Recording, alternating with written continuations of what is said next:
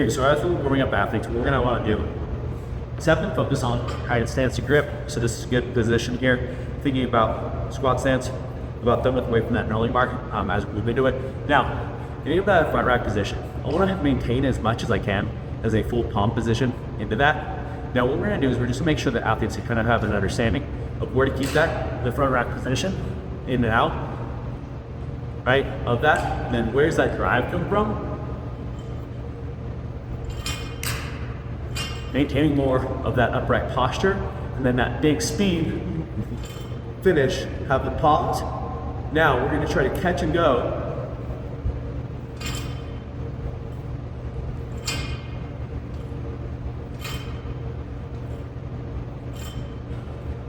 And again, working to an empty barbell is have to learn how to catch and ride it back down in that high position. A lot of times, tell athletes to kind of almost think about choking themselves and getting that high up in there and being okay with the barbell being close to the throat, high up on their shoulders, so that we create that good front rack position, is really what we're looking for from those light barbell thrusters and how we're gonna cycle it.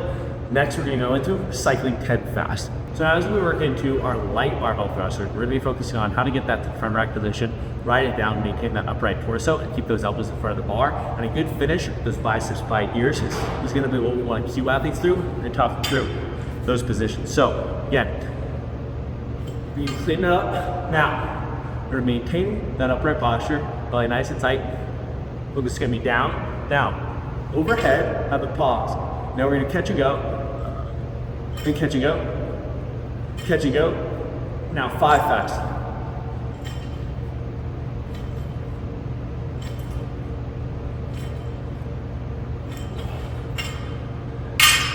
And the goal here is to teach them how to learn where to breathe, where to go. As you can see, I'm a little out of breath, but the idea is I was trying to think about good positions, but and especially with fast cycle interrupts, a workout like something like Jackie would be a good way to go. Even up to probably 75, 55. When we get to 95, 65, that's when we're gonna see a little bit of a cadence change. All right, so now we're getting into that weight where we're gonna see some cadence change. It's just gonna be a little bit more controlled, right on the way down as that load kind of bury us. So we wanna catch, but then still be able to go as we move into it, but versus catching going at exactly the same time, and then maybe a little bit more pause at the top, but we don't wanna spend too much time out there, because that's gonna create a lot of time under tension. So you need to clean it. You either power clean it, or squat clean it.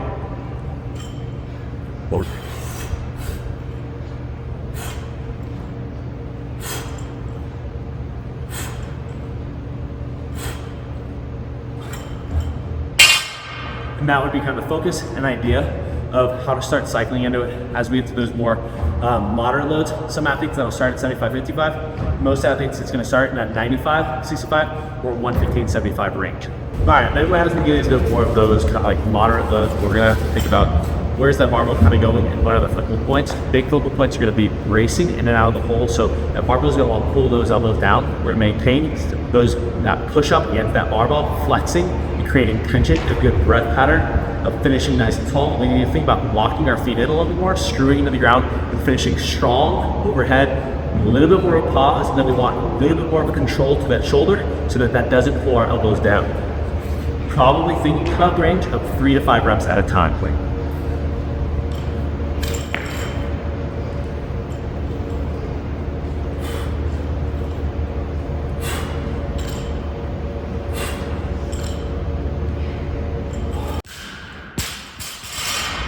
So the idea there, stay tighter, brace against the bar, push up through the elbows as you come out of the hole. And finally, as we move up to our heavier loads, we're gonna be thinking about rep ranges in the range of probably 2 to 3 reps at a time. We need to focus on, we clean that barbell, we'll power clean it up, and we keep it high and tight, keep those elbows nice and tall, and keep that bracing pattern. The big focus here now is that finish position. Here to here, really making sure that we lock those feet in and we're not shifting our weight too much to those toes when we get to those heavier barbells. A little bit more of a pause at the top so you get that good finish. And then as we pull it into our next rep, making sure we push those elbows out in front and maintain that high contact point of our catch point into the next rep, especially when we're only doing 2 to 3 reps at a time. You're gonna see those weights want to shift you, your hips are gonna rock up. We're gonna keep that barbell nice and tight to the body, keep those elbows nice and tall.